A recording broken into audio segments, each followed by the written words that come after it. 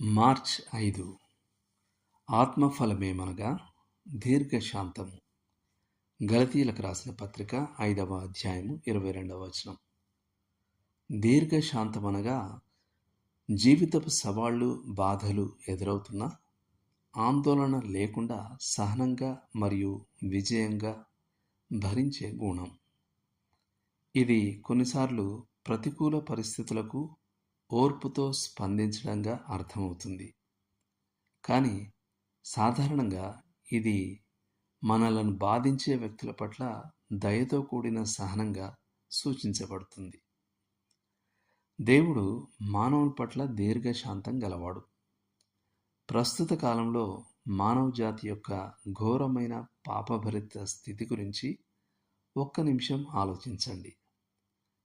వేశ్యావృత్తి చట్టబద్ధత, స్వలింగ సంపర్కం యొక్క ప్రాచుర్యం, గర్భస్థ శిశువులను చంపడాన్ని అనుమతించడము, వివాహ వ్యవస్థ పతనము, నైతిక ప్రమాణాల నిరాకరణ, దేవుని కుమారుణ్ణి, ఏకైక ప్రభువు మరియు రక్షకుణ్ణి పూర్తిగా తిరస్కరించడం, ఇవన్నీ మన సమాజంలోని ఘోర పాపాలే.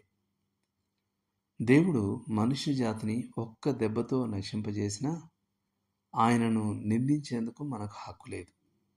కానీ ఆయన అలా చేయడు. ఆయన దయ మనలను పశ్చాత్తాపమునకు నడిపించడం కోసం ఉంది. ఆయన ఎవ్వరూ నాశనం అవ్వాలని కోరుకోవడం లేదు.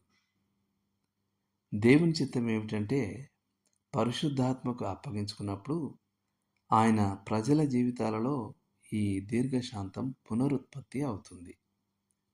దీని అర్థం మనం తొందరగా కోపపడకూడదు, మన ఓర్పును త్వరగా కోల్పోకూడదు, మనలను నష్టపరిచిన వారితో ప్రతీకారం తీర్చుకునేందుకు ప్రయత్నించకూడదు.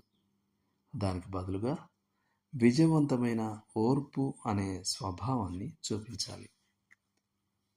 కోరీ మరియు బెట్నీ టెన్ బూమ్ జర్మనీలోని ఘోరమైన నాజీ బానిస శిబిరంలో వర్ణించలేని కష్టాలను అనుభవించినప్పుడు బెట్సీ తరచుగా తాము విడుదలైన తర్వాత ఈ ప్రజలకు సహాయం చేయగలగాలి అని చెప్పేది.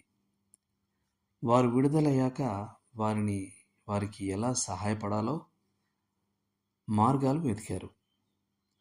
కోరీ ఆలోచించింది. తన సోదరి నాజీల బాధితులను పునరావాసం చేయడానికి ఒక కార్యక్రమాన్ని ప్లాన్ చేస్తుంది అని. కోరీ తాను అర్థం చేసుకోలేకపోయింది.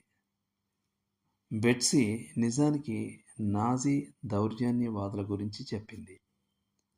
అంటే శత్రువులైన వారిని ప్రేమించడానికి ఆమె దృఢమైన సంకల్పంతో ఉంది. కోరీ ఆశ్చర్యపడి ఇలా వ్యాఖ్యానించింది: నేను నా సోదరుని ఎప్పుడూ అర్థం చేసుకోలేకపోయాను. ఏ రకమైన మార్గాన ఆమె నడిచిందో నాకు ఆశ్చర్యంగా ఉంది. నేను మట్టితో నిండిన భూమిపై నడుస్తూ ఉండగా ఆమె ఆత్మఫలమైన దీర్ఘశాంతంతో నడిచింది.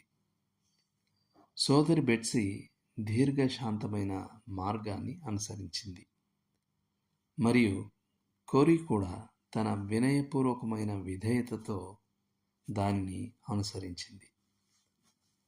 దేవుడు మిమ్మల్ని దీవించును గాక. ఆమేన్.